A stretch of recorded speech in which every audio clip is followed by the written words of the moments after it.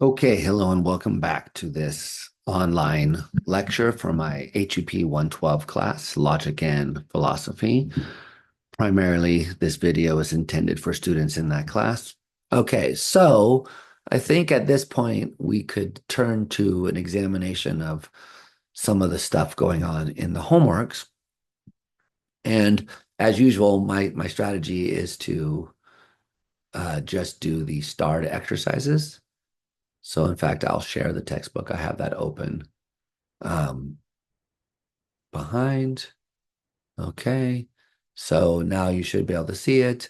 This is exercise 7.1.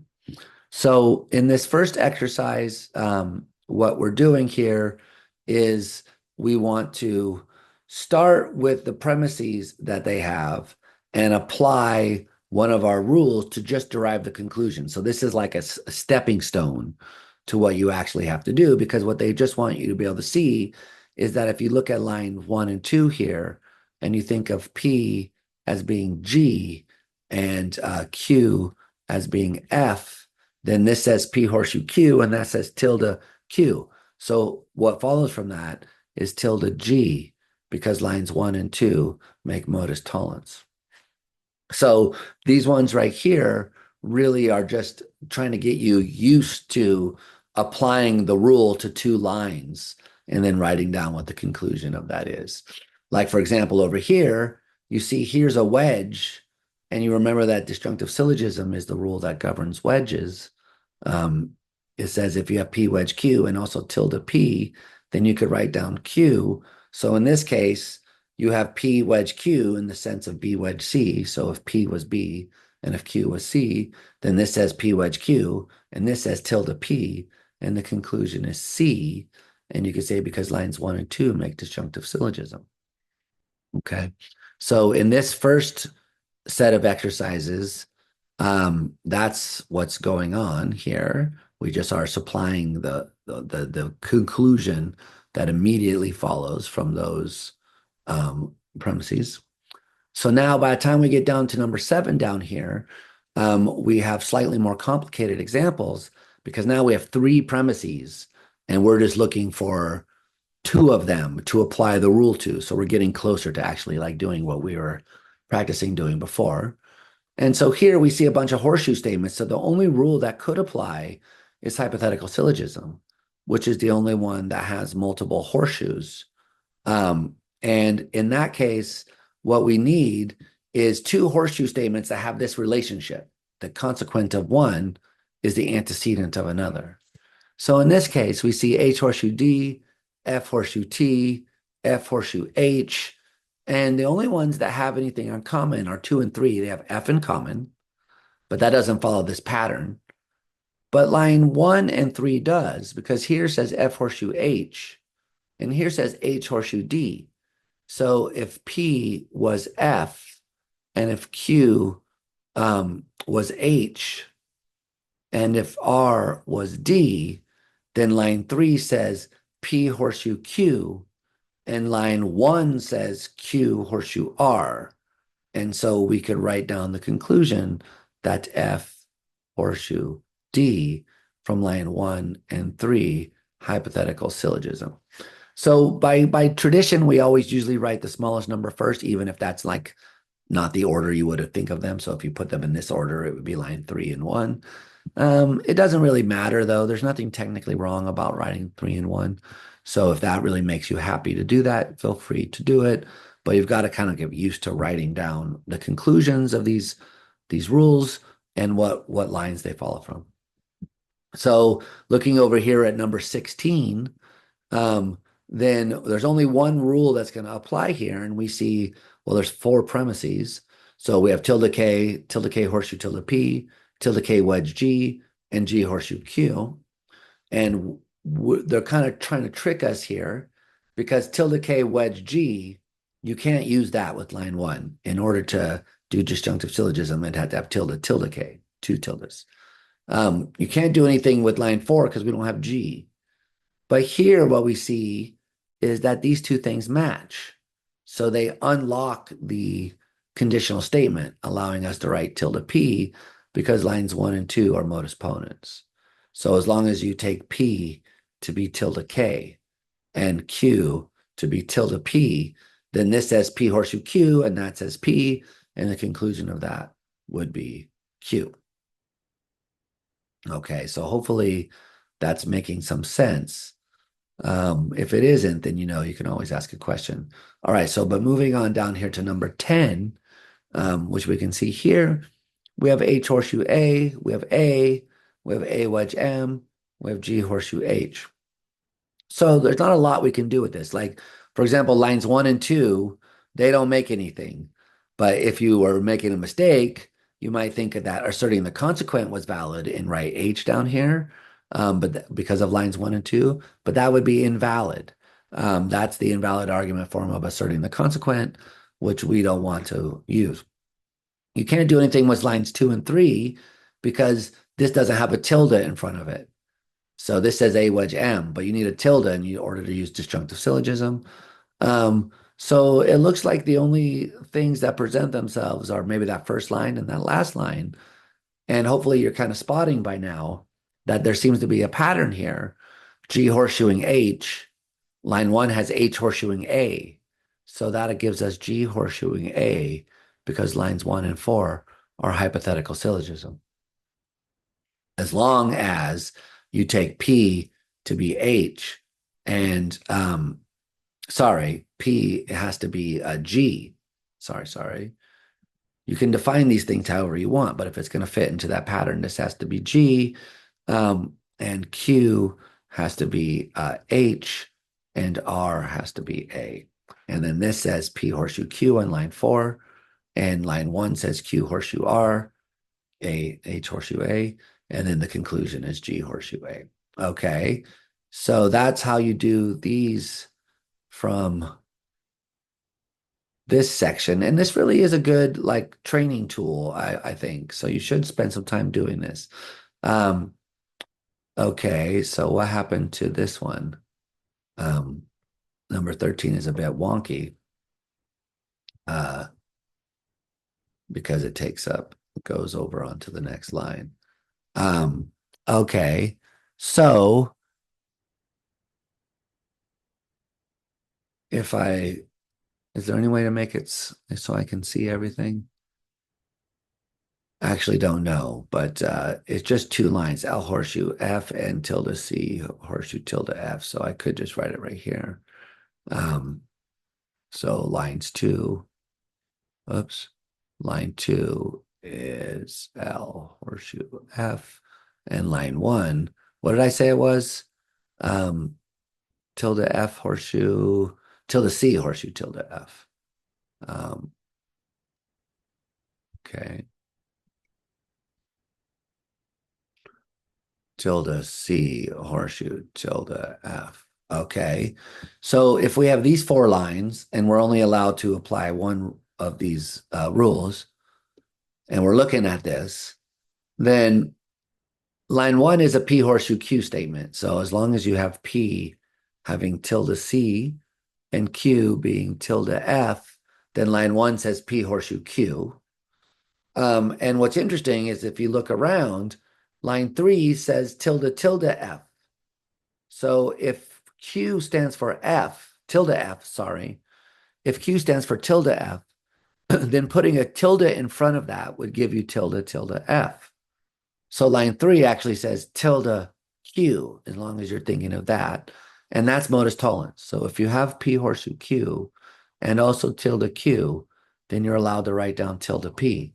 So in this case, what we would get is a tilde in front of our P thing, and the P thing is tilde C. So we write down tilde C. We're not allowed to write down C, even though we can indeed sort of tell that those two are logically equivalent. And of course, double negation is a rule that we kind of helped ourselves to in previous instances, but we're not doing that here. We're just using these 4 rules of inference. So we're not allowed to just go straight from tilde tilde C to C. Okay, so that's how you would do that. Hopefully that's a little bit helpful. So if we just keep on trucking down here, Did we already? So what did we do? Oh yeah, we were doing 13. Oops, I didn't erase over there, did I? So that was 13. Then the next one right here is number 16. Um, number 16.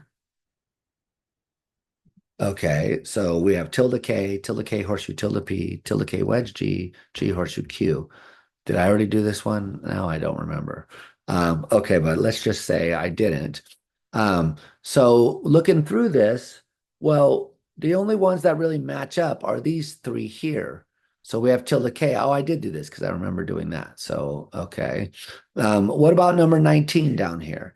Number 19 is a little more complicated because, well, we have S wedge C and we have tilde S. So there's nothing we can really do with line 2 or 1 because this is in parentheses. And line 4, we have tilde S in line 2, but line 4, if we try to do anything with that, that would be another fallacy, denying the antecedent. So we're not allowed to do that.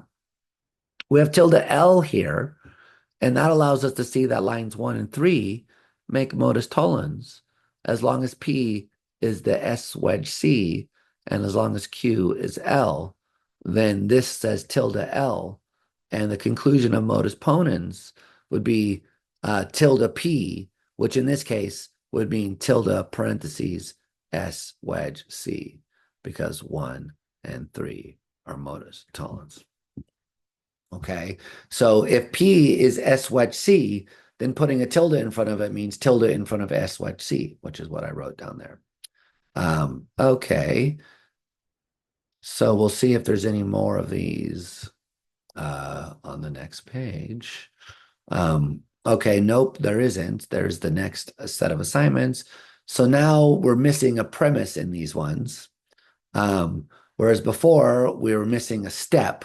Now we have to work backwards the opposite direction. And we have to imagine that we have the conclusion and we want to know which rule would allow us to get to that conclusion. So, for example, look at number 1 here. Number 1 says B wedge K, and the conclusion that we've reached is K. So the only rule that deals with the wedge is disjunctive syllogism. It says you have to have P wedge Q and a tilde of the P in order to write down Q. So in this case, K has to be Q and B has to be P, in which case our missing premise is tilde in front of P, which means it's tilde in front of B. Does that make sense? Remember, if it doesn't, you want to ask me about it. Okay, so number 4. So here, what we're given is the horseshoe statement, and we're shown a conclusion, which is another horseshoe statement. So the only way that you could do that, given what we have, is with hypothetical syllogism, which says you have to have P horseshoeing Q and Q horseshoeing R, which allows you to get P horseshoeing R. In which case, what would have to connect P, excuse me, so in this case, P is R and H is our lowercase r. Okay, so that's a little bit confusing. So P would be capital R, and our lowercase r would be H. And that means that we need a Q. So up here we have C horseshoeing H, which is something horseshoeing R. So that tells us that Q has to be C. Okay. And what's missing, we have right here, Q horseshoeing H. So what we need is P horseshoeing Q. And that tells us that what we have here is, whoops, I was writing P. What we have here is R horseshoeing C. Then you get this from lines 1 and 2, hypothetical syllogism, because this says R horseshoe C, and this says, well, if C, then you get H, so that connects to R horseshoe H. Got distracted by incoming emails. Okay. All right, so this one's a little more challenging, but it's fun once you get into it. So that was number 4. So number 7 down here, we have M horseshoe B, we have Q horseshoe M, and we want the conclusion of M. So that can only be got from line 2 by modus ponens, which means that we would need to have Q right here and then say lines 2 and 3 makes modus ponens. So you see how these are like stepping stones to actually doing the constructing of the whole proof, because what we have now are just we're looking at parts of it. So, for example, in number 10 down here, we have tilde H, and we want to get that from either H horseshoe A or S horseshoe H or tilde M wedge H. So we could get a lot of stuff, but if we want to get tilde H, that looks like the only way to do it is by thinking of modus tollens and thinking of the P term as H and the Q term as A. And then if we had tilde A written around, then with one, that would make tilde H our conclusion. So that tells us that we need tilde A. And then we would say by lines 1 and 4 and modus tollens, we would get tilde H. So is that making sense? Hopefully that's making sense. Okay, so let's do one more of these over here. So in this case, what we have is J as our conclusion, and we want to know where we're going to get that from. So, well, uh, line 1, we're not going to get J because we can only get tilde J by modus tollens. Line 2, we're not going to get J because we could only get tilde J by disjunctive syllogism. So line 3, we could get J by modus ponens as long as tilde Z was the P term. And then Q would have to be J. And then what we would need is tilde Z written down, in which case line 3 and 4 would make modus ponens. Okay. So you have to get pretty familiar with the rules by the time you start to see these things reliably. But this is the time where we're trying to train ourselves in order to get familiar with those rules. Okay, so now let's go ahead and look at number 19 here, which is the last one that we'll do in this section. So we have W wedge tilde F, horseshoe H wedge G, horseshoe tilde F, and T horseshoe F horseshoe G. And what we want is tilde F. What we want is tilde F. So we can look around and see that tilde F is 2 places up here. So tilde F is in line 1, but it's inside this parentheses. And tilde F is in line 2, and it's sitting over here, tilde F on the other side of this horseshoe. So for line 2, if we thought of P as saying H wedge G and Q being tilde F, then line 2 says P horseshoe Q. And then we could see that we could get tilde F by itself by using modus ponens.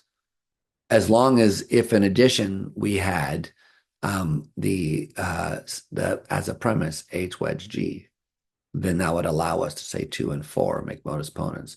Now notice when you're doing a proof, you don't usually do this because you're not allowed to just write down any premise you want. But of course, this is kind of training you how to think about what you would need in order to get to a certain step in your proof. Okay, and that is a useful and good skill to have. Okay, so if we're moving on down here then, oops, I guess this is,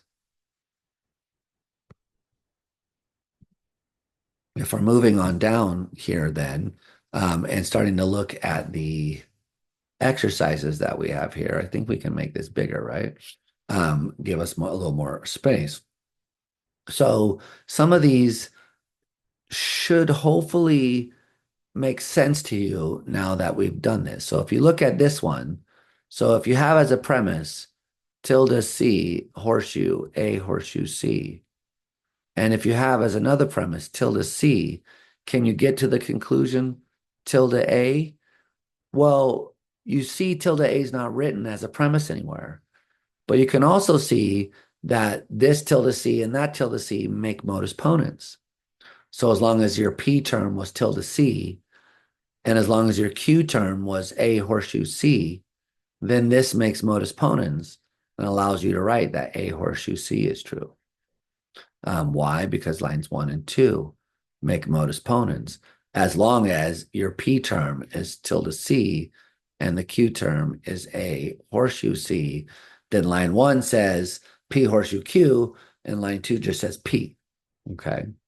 But once you have A horseshoe C down here, then you can see that by modus tollens, you have P horseshoe Q in line three, and this says tilde of the Q part, which in this case is C, which allows you to write down tilde A, which follows from these two premises because lines two and three make modus tollens.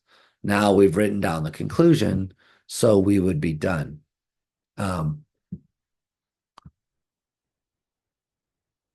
Okay, I wonder if it's better to go back to the whiteboard and read these off as I did from before so you can see where these whoops.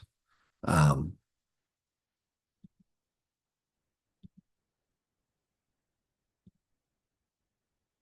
okay, so if I had just now reserved this for writing down the problems, what was I on? Problem number 4 over there. So the first premise is P horseshoe parentheses G horseshoe T close parentheses.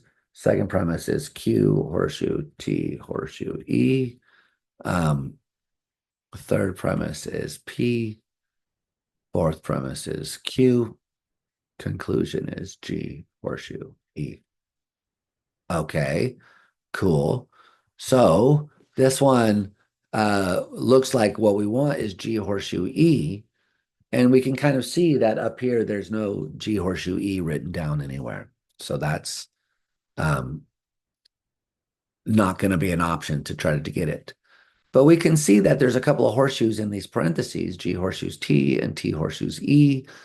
And so this looks like we have our pattern here where the consequent of one is the antecedent of the other. And so that these can connect to each other and imply G horseshoe E. So if we had G horseshoe T and T horseshoe E written down, then the hypothetical syllogism would allow us to get the conclusion. But we don't. They're inside these parentheses. But pretty clearly, we have P and we have Q. So we can use modus ponens on lines 2 and 3, and it doesn't really matter which order we do it in. So we could get T horseshoeing E because of lines 2 and 4. I could have done the other one first. This, in this sense, is not important. So 1 and 3 was going to give me G horseshoe T, also modus ponens. And now I have this connection here. So that's going to give me G horseshoe E by lines 5 and 6 and hypothetical syllogism. And now I've gotten to the conclusion, which is here, and it's now written down here. So now we'd be done. Okay, so that's you have to start getting used to thinking about how these rules allow you to move from one set of symbols to the next set of symbols in order to be able to strategize and to write down the proofs in the right way, which you definitely will be required to do in this class. All right, let's do another one here. So this one has line 1 as tilde S horseshoe D, tilde S wedge D horseshoe K, and line 3 is tilde D, and the conclusion is K. Okay, all these allergies, man. All right, so we should always do what we always do, which is to look at the conclusion first. And in this particular case, the conclusion is K. So you examine each of the 3 premises, and you notice that K appears in line 2. Line 2 up there has tilde D horseshoe K.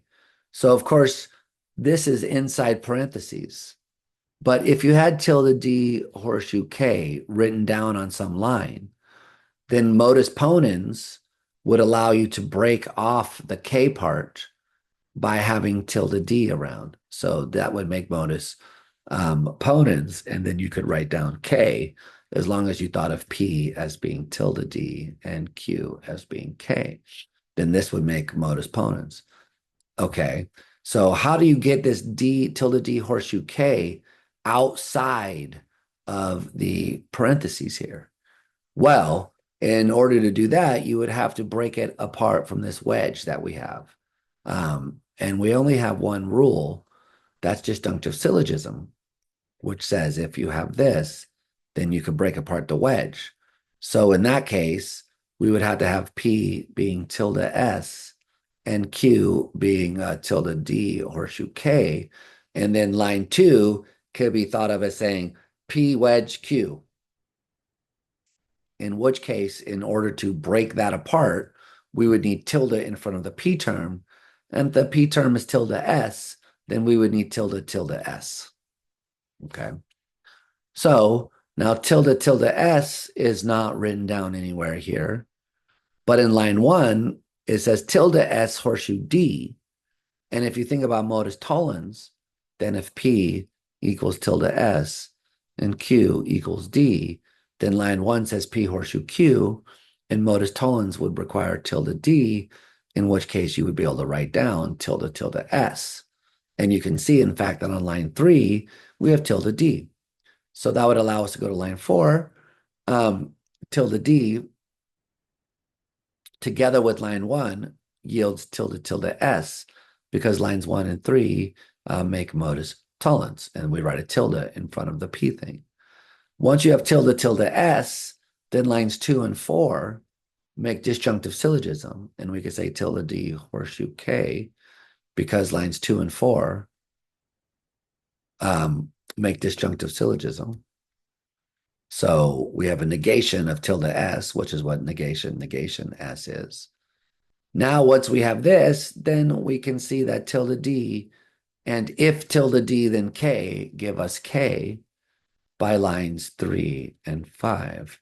And this is modus ponens. And now we're done. We wrote down K as following from the conclusions. So it's invaluable to develop this ability to really internalize these 4 rules that we have: modus ponens, modus tollens, disjunctive syllogism, and hypothetical syllogism. And now to really start thinking of them as tools for breaking apart wedges, for breaking apart horseshoes, for introducing a tilde when we don't have one, for building a new horseshoe when we're lacking one. Okay, so that's good fun. So let's do another one. This is number 10 from that same problem set. So the first premise here says N horseshoe parentheses J horseshoe P. And the second premise says J horseshoe P horseshoe N horseshoe J. And the third premise says N, and the conclusion says P. Okay, so we should always look at what we have here. We have P, that's our conclusion, and we have to get it out of these premises. And we can kind of see that P occurs in these 2 conditional statements, J horseshoe P. But in one of them, J horseshoe P is in the antecedent of this conditional statement. So it's not going to be something that we can get out. All that we could get out of it is a tilde. Okay. But we can see here, this is the main operator, N horseshoe, J horseshoe P. So if we had N, then we would get J horseshoe P. And in fact, N is written on line 3. So right off the bat, we can see that lines 1 and 3 allow us to write J horseshoe P as a result of modus ponens. As long as P equals N and Q equals J horseshoe P, then we could see indeed that line 1 says P horseshoe Q. Okay, great. So now this sentence J horseshoe P is written down. And if we look at line 2, we see that the main operator is a horseshoe. And therefore, if we thought of J horseshoe P as the P part of the horseshoe, and if we thought of N horseshoe J as the Q part, then this line 2 right here really says P horseshoe Q. That is, P is this, and Q is this. Q. Okay. So if you're thinking of it that way, line 2 just says P horseshoe Q. And now line 4, we can see is P horseshoe Q. It's is a version of P because it says J horseshoe P.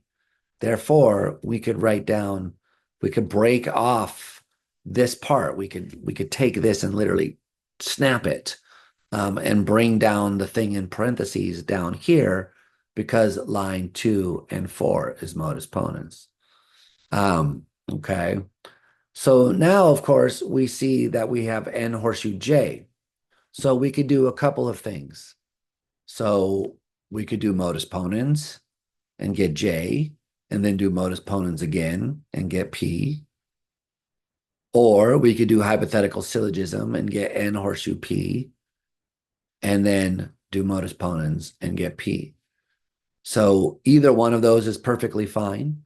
So let's do the first one. Suppose that we take n and we use it to do modus ponens. Then we get j from 3 and 5 by modus ponens. But once we have j, then we can say j horseshoe p. So we could write down p because 4 and 6 make modus ponens. So that is a perfectly fine thing to do. We prove that the conclusion follows from the premises. Now, you could have also, if you wanted to, and you saw it slightly differently, you could have written down here that n horseshoes p, because you could have said, well, look, p is my n term, and q is my j term, and r would be this capital P, in which case p horseshoe q, q horseshoe r, and say that n horseshoe p, because I have p horseshoe q, q horseshoe r, so there p horseshoe r in the form over there of saying that n horseshoes j and also j horseshoes p. So the conclusion is that n horseshoes p. Okay, so that's because I was taking lines 4 and 5 to be hypothetical syllogism. Now, once I have n horseshoes p, then with line 3, I get p because 3 and 6 are modus ponens. So this is just an alternative way to do it. Each of them are both perfectly fine. They both lead to the conclusion. So in the sense that there is, in this sense, there is often no one right answer to how you get the conclusion from the premises, how you derive the conclusion. The question is just, can you do it? And can you use these rules that we were given in order to do it? Okay, so that's all very fun and fine and dandy. It would be helpful to do another one of these. So this one, going back to the book over here, this one would be number 13. Oops, where's my number 13 from the textbook? I'm trying to get it so I can see both of these at the same time and write down.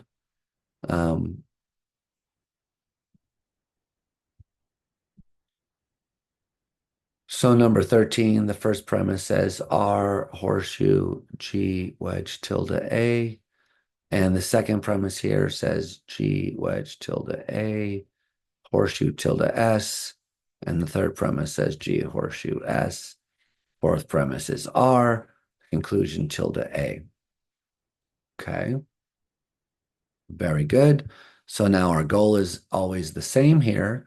What we want to do is we want to try to find the conclusion written down in the premises somewhere and see how we could dig it out using the 4 rules that we have at our disposal. So right off the bat, I mean, I'm sort of trying to illustrate 2 different strategies. One is starting from the conclusion, but right off the bat, you can see in this case that it might just jump out at you that you have modus ponens here. So sometimes before even strategizing, you kind of just notice that you could write G tilde wedge tilde A because lines 1 and 4 make modus ponens. So, in that case, you might just say, look, okay, that's great. And in fact, that helps me because now what I know is if I had tilde G, then I could write down tilde A by disjunctive syllogism. P wedge Q, what I need is tilde P, so that would be tilde G. And I look at line 3 and I see I could get tilde G from that if I had tilde S by modus tollens, P horseshoe Q, tilde Q, getting tilde P. And of course, on line 1, I see tilde S. But says is that I could break it apart from this horseshoe if I knew that G wedge tilde A was true. But of course, that's exactly what I just wrote down. So there's the rest of the whole proof just kind of fell out from after I jumped in and unpacked it. I have G wedge A tilde A. So line 2, if I think of P as being G wedge tilde A, and I think of Q as being tilde S, then line 2 says P horseshoe Q, and line 5 says P. So therefore, I can write down Q, which is tilde S in this case, and say that it came from lines 2 and 5 by modus ponens. So now once I have tilde S, I remember that I thought I could get tilde G because line 6 and 3 are modus tollens. So as long as P equals G and Q equals S, then this says P horseshoe Q and this says tilde of the Q, allowing me to write down tilde of the G, which is down here. Now, once I have tilde of the G, then I can use that with line 5 because disjunctive syllogism now, P is going to be G and Q is going to be tilde A. And if I have tilde G written down, then I can write down tilde A because disjunctive syllogism says if you have P wedge Q and tilde P, then you get tilde Q. So in this case, my Q, sorry, you don't get tilde Q. Oh my gosh. That's a fallacy. You get Q. So in this case, Q is my tilde A. So that's what I write right here. And what I'm allowed to say is lines 5 and 7 make disjunctive syllogism. So that allows me to derive that conclusion. Okay, so if we want to take another one over here, I think we would do, what is this, number 16 from this exercise set. So, oops, let me write this down. So line 1, it looks like we have B horseshoe tilde M horseshoe T horseshoe tilde S. We have B horseshoe K, K horseshoe tilde M, for tilde S horseshoe N, and then the conclusion is T horseshoe N. Okay, very good. And now we have our 4 rules that we have. And this time we'll think about it a little more systematically. We have T horseshoe N in the conclusion, which should already be making you think hypothetical syllogism. So if you have P horseshoe Q and Q horseshoe R, then you get P horseshoe R. And if we think of this as being the conclusion up here, T horseshoe N, then that tells us that we would need to find something T horseshoeing something and that same thing horseshoeing N. Okay. And we have here tilde S horseshoe N. So if we wanted to do hypothetical syllogism, maybe tilde S horseshoeing N, and then maybe T horseshoeing tilde S. I'm just kind of guessing because of what hypothetical syllogism looks like and because of what I see on line 4. But I immediately see, so I know I have this on line 4, and this is up here on line 1, buried inside these parentheses. So T horseshoe tilde S would give me the conclusion with line 4 if I had it written down on its own line. So how do I do that? Well, it's connected by a horseshoe to this B horseshoe tilde M. So if I think of P as being B horseshoe tilde M and Q as being T horseshoe tilde S, then line 1 says P horseshoe Q, where P is the thing in parentheses here and Q is the thing in parentheses there, and are connected by this horseshoe. So modus ponens would let me write down T horseshoe tilde S. If I also had written down somewhere B horseshoe tilde M, then I could do modus ponens. But I don't have B horseshoe tilde M. But of course, B horseshoe tilde M is itself a horseshoe statement, which maybe I could think of that as the conclusion of hypothetical syllogism, in which case I would need B horseshoe something, and that very same thing horseshoeing tilde M. Um, and in fact, I can see on line 2 and 3, I have it. It's K, B horseshoe K and K horseshoe tilde M. These two match, unlocking that B horseshoes tilde M from lines 2 and 3 by hypothetical syllogism. And once I have B horseshoe tilde M, then that unlocks T horseshoe tilde S by modus ponens, because I already said if I thought of P as being B horseshoe tilde M and Q as being T horseshoe tilde S, then this says P horseshoe Q, and now line 5 says P, so I'm allowed to write down Q as a result of modus ponens. Using these values over here, but thinking of it in this way over here. So once I have T horseshoe tilde S written down, I just do what I said already, which is this down here. So now I have both of these. This is line 6. So I could write down that T horseshoes N, because line 4 and line 6. Oh, I didn't write this I didn't write that this was lines 1 and 5 by modus ponens. And this was line 6 and line 4 and 6, hypothetical syllogism. So that one was a little bit more complicated, but if you apply the same strategy that we've been doing, then you can kind of begin to see how it's going to come out. Okay, so we got a couple more of these to do. The more practice that you do, the better. So let's go ahead and write these out. So this is number 19 from our textbook here. So this says line 1 is tilde G horseshoe in brackets, G wedge parentheses S horseshoe G parentheses brackets. This is S wedge L horseshoe tilde G, and this is S wedge L, and the conclusion is L. In addition to that, we have another one, which is that parentheses C horseshoe M horseshoes parentheses and horseshoe. Oops, I got to move me, it turns out. But I just covered up what I was looking at. And horseshoe P.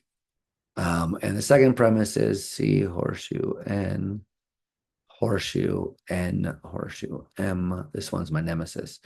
3 C horseshoe P horseshoe tilde M, and 4 C horseshoe N, and conclusion tilde C. Okay, so we'll just do both of these. So looking over here on the left, we see that the conclusion is L. So we want to find L, and L really only appears in lines 2 and 3. But there's nothing really can really do with it with line 2. But line 3, disjunctive syllogism, which says if you have P wedge Q and tilde P, then you get Q. So if this was S wedge L, then tilde of this would be tilde S, and those two together would give us L. So what we would like to have is tilde S, okay? So looking in here inside these brackets, we can kind of see that there's this S horseshoe G over here. So maybe that will be useful. How would we unpack this? Well, we'll have to break it apart using our rule, because really line 1 here, if you think of P as being tilde G, and you think of Q as being G wedge S horseshoe G, then line 1 says P horseshoe Q. On the other hand, if you think of P as being S wedge L and Q as being tilde G, then line 2 says P horseshoe Q. Okay, so maybe that could help us out, because in fact, we see that on line 3, we have S wedge L already written down, which matches with line 2 in order to form modus ponens. So we can write down tilde G, 2 and 3 by modus ponens. And of course, now we see that we have the P part of our line 1. We have tilde G. So now we can write down G wedge S horseshoe G because lines 1 and 4 make modus ponens. Okay. So now that's all well and good, but we haven't got to the conclusion, which is L. And we ultimately want tilde S in order to get there. So what do we have to do? Well, we see that S horseshoeing G is in these parentheses here. So it'd be nice if we could break that off and move it down as a unit, S horseshoe G. And of course, disjunctive syllogism would allow you to do that if you thought P was G and Q was S horseshoe G. Then this says P wedge Q. And this says tilde P. So disjunctive syllogism says if you have that, you can write down Q. So if this is G wedge S horseshoe G, then this would have to be tilde G, which is what line 4 says. So that allows us to write S horseshoe G as a result of lines 4 and 5 and disjunctive syllogism. And then ultimately, we can now get tilde S because lines 4 and 6 make modus tollens. So this says P horseshoe Q. This says tilde of the Q part. So we can write down tilde of the P part and say lines 4 and 6 are modus tollens, which now finally we're in a position to write down that L is true because this says you have either S or L, and now we know that you can't have S. So therefore, lines 3 and 4 make disjunctive syllogism again, and then we're done showing how the conclusion follows in that case. Okay, so that one, sometimes they can be made to look easy if you sort of know what you're looking for, but it can be hard to just dive right in. But what you're going to have to do is try to dive into these and think of different ways to think of what P and Q might be, and then email me or write comments in the below the video asking questions saying, okay, is this the right way to do it? Or is this not the right way to do it? Okay, so now over here, this one is more complicated. So we have as a premise that G horseshoes M. If that's the case, then you have N horseshoeing P. And ultimately, what we want to get is tilde L out of this. And so we're going to have to figure out how we're going to get tilde L out of this. Let me make sure I wrote this down the right way. So it says over here, just double checking. If C horseshoes M, then N horseshoes P. If C horseshoes N, then N horseshoes M. If C horseshoes P, then tilde M, and C horseshoes N. Okay. So, and the conclusion is tilde C, not tilde L. That's what I'm missing here. My own handwriting is terrible. Okay. So, sadly, I'm aware of how bad my handwriting is. Okay. So we want tilde C, and we can see right off the bat that tilde C would come out of this if we had tilde N somehow. So we want to see if we can get tilde N out of all of this mess. And we sort of see that N is here. So if we had N horseshoe M written by itself, then tilde N would come from tilde M and this. And we see there's a way to get tilde M if we had C horseshoe P. So let's sort of see what we can play around with here. So if we have C horseshoe N, and we look at line 2, and in particular, if we think of P as being C horseshoe N, and Q as being N horseshoe M, then you can see that this says P horseshoe Q. So line 2. And line 4 says P horseshoe Q. Excuse me, it just says P because it says C horseshoe N. Sorry, I'm getting all turned around. It's been a long day. So lines 2 and 4 make a version of modus ponens. So 2 and 4 make modus ponens. And modus ponens says you could break off the horseshoe and write the consequent. So that's N horseshoe M. That's what I get to write as a result of lines 2 and 4. So that's all very well and good, but what good does that do me? Well, if you notice, lines 4 and 5, they form our hypothetical syllogism pattern. Here's the consequent, here's the antecedent, they match. So we can go from C through N to M, writing down line 6, C horseshoe M, because lines 4 and 5 are hypothetical syllogism. Why did I want that? Because I see now I can get N horseshoe P, because this says C horseshoe M. So now if I think of P as C horseshoe M, and I think of Q as N horseshoe P, then line 1 says P horseshoe Q. And line 2 says P, excuse me, line 6 says P. So I could write down that N horseshoes P because 1 and 6 make modus ponens. Great. So now this says C horseshoes N. And what I would like to have is C horseshoeing P to get tilde M. So if C horseshoes N and N horseshoes P, then that together is hypothetical syllogism. C horseshoeing N connecting to P lets me connect C to P. Why? Because lines 4 and line 7 make hypothetical syllogism. And now I finally have this part right here for line 8, which allows me to write down that tilde M is true because lines 3 and 8 make modus ponens. So now I'm really close to being done because remember, oops, what did I want? Oh, why did I do that? That was supposed to be C horseshoe P. In parentheses, C horseshoe P. Okay. So now I have tilde M done. I want tilde C. So I could write down tilde N if I wanted to, because lines 5 and 9 make modus tollens. But that's not really going to help me in any real sense. Tilde N isn't going to get me the conclusion of tilde C, because in order to get tilde C, I need to have a tilde in front of C, obviously. And in order to do that, I have to have modus tollens on one of these things where C is the antecedent. So, and that will be line 6. But there's nothing wrong with writing tilde N down right here. It just doesn't help you. But line 6 and line 9, as I have it now, will give me tilde C.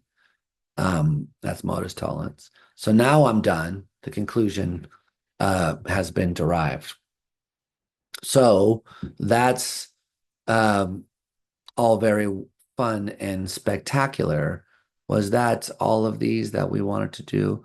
I think there was one more, if you guys really are hungering for more natural deduction.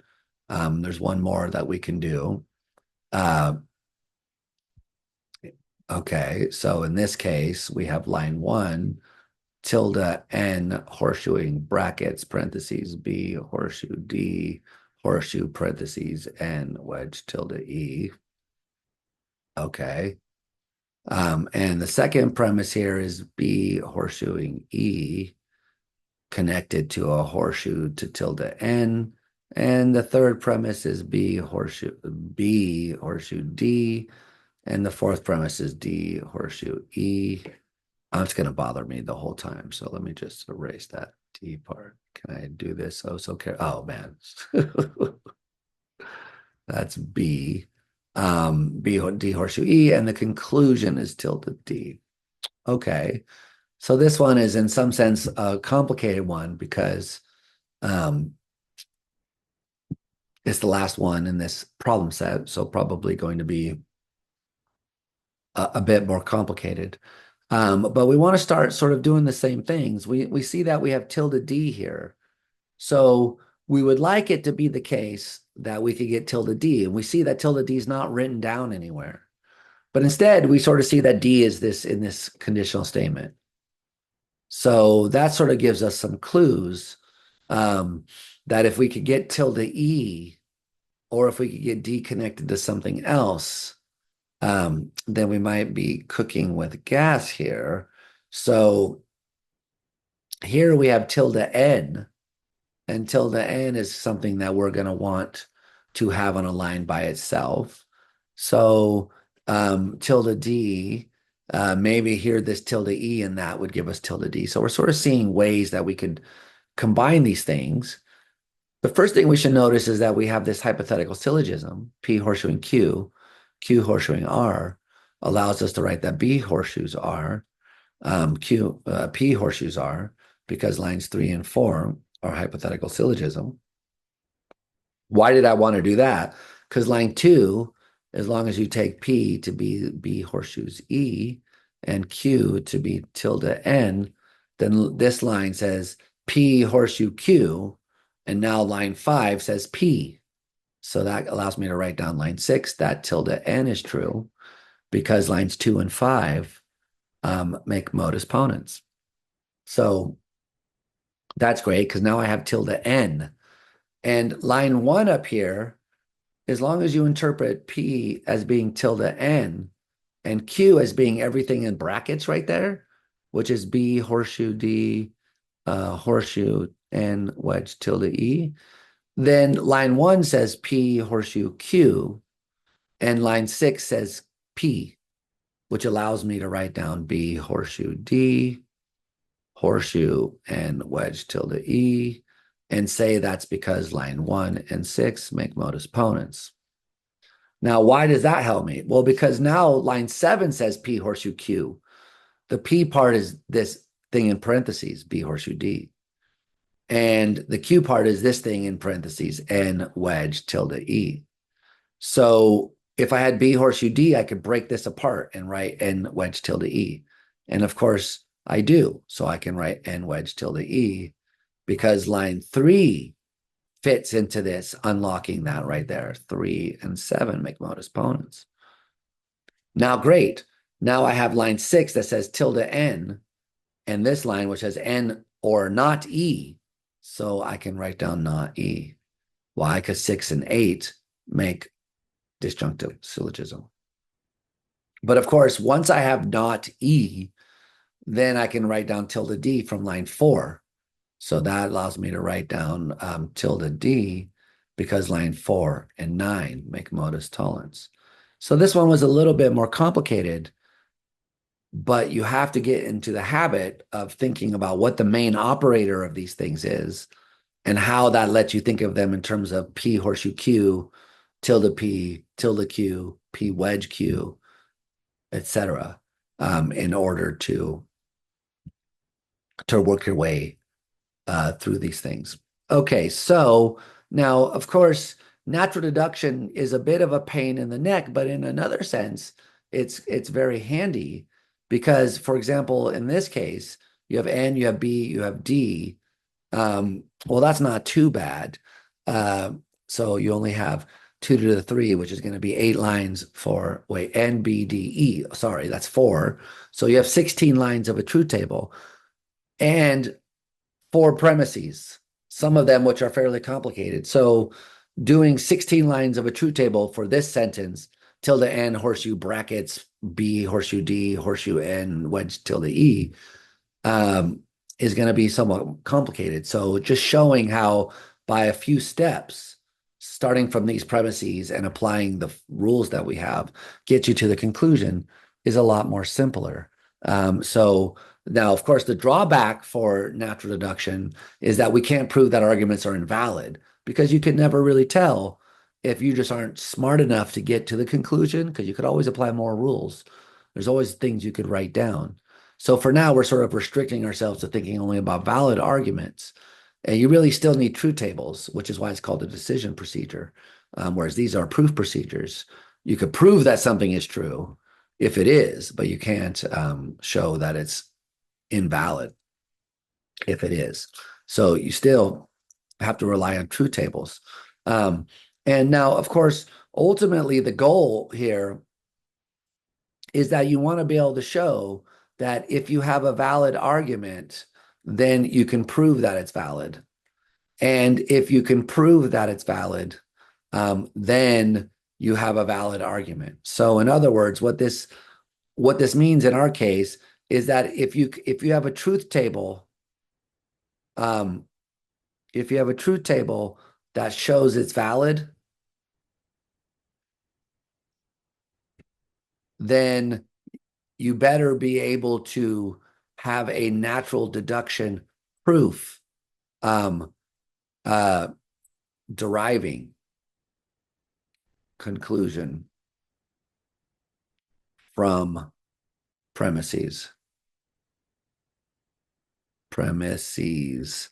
And if you have a natural natural deduction derivation, starting with the premises, applying the rules, and getting to the conclusion, then there had better be a truth table which shows that the argument is valid.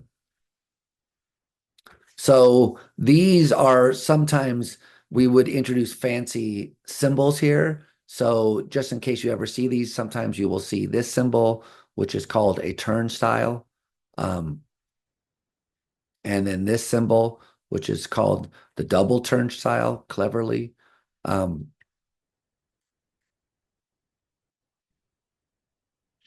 So the turnstile, usually you'll see it written like this, P or turnstile Q, and down here, P double turnstile Q.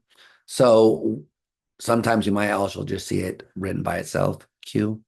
So of course, I haven't told you what these things mean, but when you say that P turnstile Q, what you're saying is that there is in fact a natural deduction proof starting from P, applying the rules and getting to Q.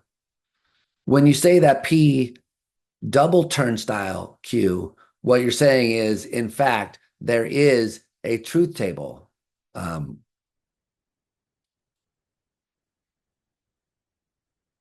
Showing that it's impossible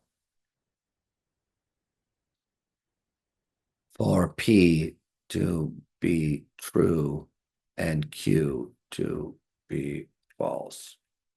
Okay, so then we could rewrite these things up here and say that, so down here, this is to say that it's valid, and this is to say that there's a proof. Okay, so if you rewrite that stuff, then what you would want to say is if there is a valid argument, then you should be able to prove that that argument leads to the conclusions.